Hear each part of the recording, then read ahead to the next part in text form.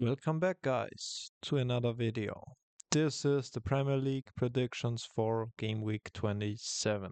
Now, obviously, we do have one game which they do have to play in advance, which is Wolves against Arsenal for Game Week 31, probably because Arsenal does play in a Carabao Cup final against City. So this is this game right here. Uh, Wolves' good form kinda has been falling off a bit. The good form from January and their good start to this calendar year. So I'm gonna go for a quite simple result probably. I don't see Wolves scoring a goal here, honestly. So my prediction is gonna be Wolves nil and Arsenal 2. They won't go all out, I think, because they play again on the weekend. So 2-0 with goals from Brossard and yeah, maybe Saka with one again because he hasn't scored that much this season and he deserves it. Long-time Arsenal player and their poster boy, their star boy. Now on to the games from game week 27. We've got Aston Villa against Leeds, Brentford, Brighton, Chelsea, Burnley, West Ham, Bournemouth, City, Newcastle, Palace, Wolves, Forest, Liverpool, Sunderland, Fulham, and the London Derby between Tottenham Hotspur and Arsenal. Now, Aston Villa have played a draw recently against Bournemouth. They are still on third place in the league, have been not in the best form, but in decent form.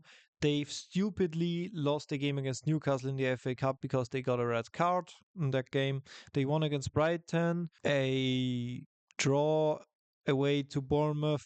You also do have to say Villa still have a lot of injuries, so I think most of them midfield is still out, or they've got a very thin squad, Aston Villa, and Bournemouth is in form. That result against Bournemouth was not too bad.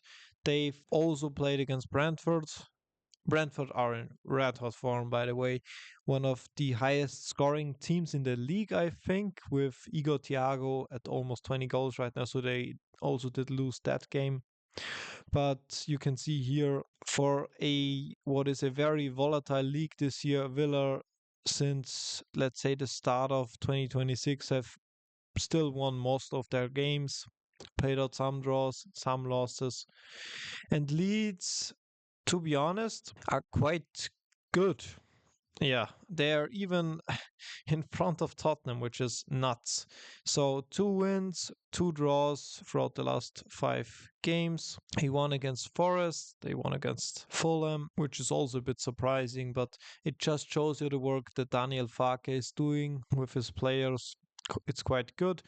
However, even with having said all that, I do still think that Aston Villa should win this game. You can see injured and suspended players, 6 players, Tillemans, incredibly important, Kamara, McGinn as well, Cash, their starting right back, and Martinez should be available in goal at least. So, what I've written down is a 2-0 win for Aston Villa. Goals, I'm gonna go one for Watkins and Rogers. Quite simple. Now, let's get to Chelsea Burnley first. Now, Chelsea against Burnley. The weird thing is, I don't think this will be a clean sheet for Chelsea because they always seem to concede a goal. So they're not rock solid at the back whatsoever. So I would say let's just go with a 3-1 again. I like to predict that with Chelsea right now, but because they are very capable of scoring 3 goals, but they also concede a lot of chances. And yeah, I think they lost or played a draw against Leeds not so long ago, few game weeks ago. So also, yeah, they're missing some players. Kukurea, Colwill, still important. Lavia, very talented. Yeah, Gittens is also a bit frustrating because Garnacho now has to play more. And on the other side, even, yeah, Burnley also has some players missing, 6. So, yeah, 3-1 goals from Pedro and Palmer with 2 because Palmer is in good form again or he's building up to be in good form again for the World Cup. And one for Jaden Anthony. Let's go with that. Now, Brentford versus Brighton, the battle of the B's in the alphabet, of course. Now, Brentford versus Brighton, kind of would say this would be a mid table clash between someone like 10th and 11th, but Brentford have been high flying in the table. Seventh place, only 5 points of Manchester United. So you're looking at a team that scored 40 goals this season. They outscore almost any team they play. They are on 12 wins, kind of nuts. Shows you the great work Keith Andrews has been doing with his boys, even though they lost a lot of players. Like their captain, Norga, their two best players in Vissa and Mbumo, their coach in Thomas Frank. So, and also, yeah, come on, Brighton is they don't have Baleba available nor Ayari for me, two of their better players, and yeah, squad depth is kind of in jeopardy. I want to say Brentford are only missing two. Let's go with a 4-2 for this game. Goals two from Igor Thiago, Keen Lewis Potter, and I want to say I want to give Michael Coyote a goal. Let's just Damsgaard, Ouattara. Yeah, let's go Ouattara. Thiago with two, and Keen Lewis Potter with one. And for Brighton, let's go with interesting Danny Welbeck with one. I think he hasn't scored in a few weeks now. And Kaoru Mitoma. I'm gonna go with that. Now, next up is West Ham versus Bournemouth. West Ham current form is 3 wins actually and one draw over the last 5 games. Yeah, they actually played a draw against Manchester United, almost won that game. If it wasn't for a wonder goal, a perfect top corner flick, I want to say, from Scho for that 1-1. So West Ham are in good form. Bournemouth, I do want to say, are the better team in even better form. So what do we go with here? A crazy game, 5 goals. For West Ham, let's go with Crescencio Somerville and Tati Castellanos. 2 for West Ham and 3 for Bournemouth. Eli Krupi Jr., Ryan, and Evan Nilsson, I think. Next up, City versus Newcastle. City still do want to win the league, and they're now only 4 points off. Now there will probably be 6 or more points off. Yeah, so they are 6 points off probably because Arsenal will be beating Wolves. I'm pretty sure of that. So 7 points off then if Arsenal get a win from the game against Wolves. So they need to win here because it's kind of an advantage for Arsenal having, well, City will probably also have to do this in a few weeks, playing a game in advance and now not having as many games to play until the end of the season. So City with 3 wins, 1 draw, 1 loss throughout their last 5. They should win this at home against Newcastle. I'm gonna go with a 3-1. Newcastle very inconsistent. So yeah, they should lose this realistically. Newcastle United 3-1 City with goals for Mamouche, Haaland, and Semenyo, and one for Anthony Gordon.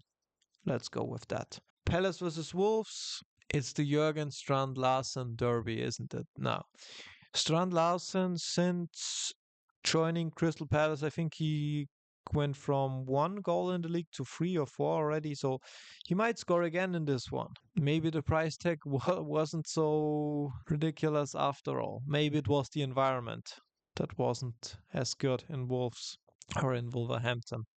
Now, let's go with a 2-0 for Crystal Palace. Very simple game at home in Sellers Park. Let's go with Saar and Strand Larsen with 1 goal each. Now Wolves, they do still have to get some points on the board. They don't want to equal or even break Derby's record for the worst Premier League side of all time statistically. Derby had 11 points at the end of that season and Wolves are on 9 now, so they need 2 more. But I think they're gonna get it from other games, not this one. Also Crystal Palace on 13th.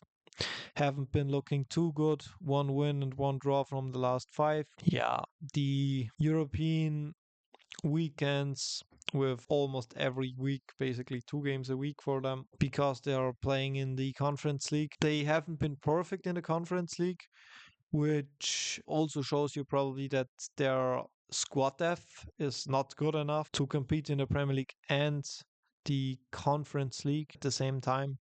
They do struggle and probably won't get into Europe this season because look at this.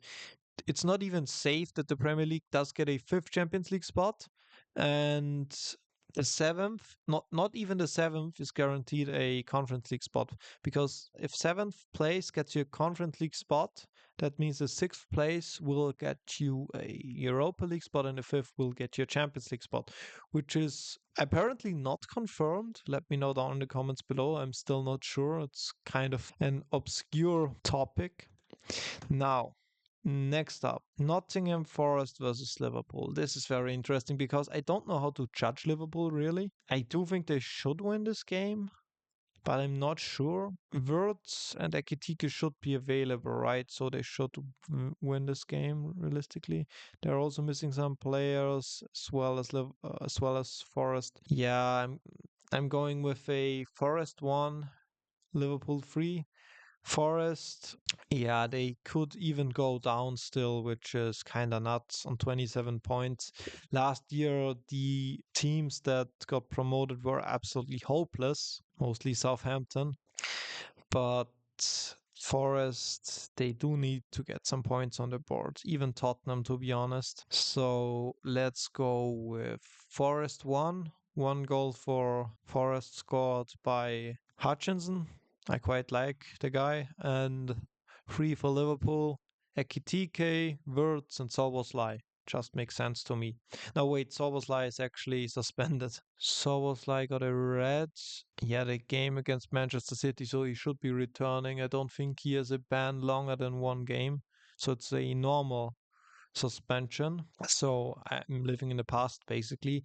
Soboslai, Wirtz, and Ekitike for Liverpool, and Hutchinson for Forest. 3-1 for Liverpool. Sunderland versus Fulham, battle of the mid-table. Yeah, literally. It just feels like that, and the table just reflects that because Sunderland and Fulham are 11th and 12th. And I do think, just like in the table, this will be a very close game in Sunderland's favor, though. So they're winning at the Stadium of Light with 1 goal for Brian Brobby. And I just want to say, Regis Lebris and Sunderland, I was not familiar with the game, guys. Again, 36 points already, and there's still 12 matches to be played. Absolute cinema, great performances, a warrior team. So 1-0 for Sunderland and up to 39 points with a goal for Brobby, who's been in phenomenal form over the last few months. Shaka is even out. Yeah, maybe if he was available, this could be a easier fixture for Sunderland, and they would win 2 or 3-0, but not without your captain. Wow. Holy shit. Spurs are missing 1, 2, 3, 4, 5, 6, 7, 8, 10, 12 players. Suspension for Romero, and Arsenal are missing 5. Well, if Arsenal doesn't win this game, guys, with this pre-match context, they absolutely should win this game. Spurs are atrocious this season. They're abysmal. So I'm just gonna go with a close game. So Arsenal, it's gonna look like Arsenal or Spursy this game because it's gonna look like for a while that they're dropping points, but they will not. So it's 1 for Tottenham, 2 for Arsenal. It might be 3-1 as well, but Arsenal have kind of struggled to get points on the board recently. 1 draw, 1 loss here, another draw here. They might bottle this league, guys, and it looked so comfortable a few weeks ago when City wasn't in the perfect form in January and December. Yeah, but a close win this one. So the title hopes they go on for Arsenal Football Club. Tottenham won, Arsenal 2 with goals for, well, Richarlison is probably out. So Let's go with a goal for well, Romero is out as well, so Archie Gray with one goal for Spurs and one goal for Gabi Jesus and one goal for hopefully Bukayo Saka because he's been struggling a bit since that injury he's had. Yeah, that's all for today, guys. What do you think? Did I have some good predictions in there? Am I an absolute cokehead and know nothing about the Premier League? Let me know down in the comments below. I'll see you very soon. Take care.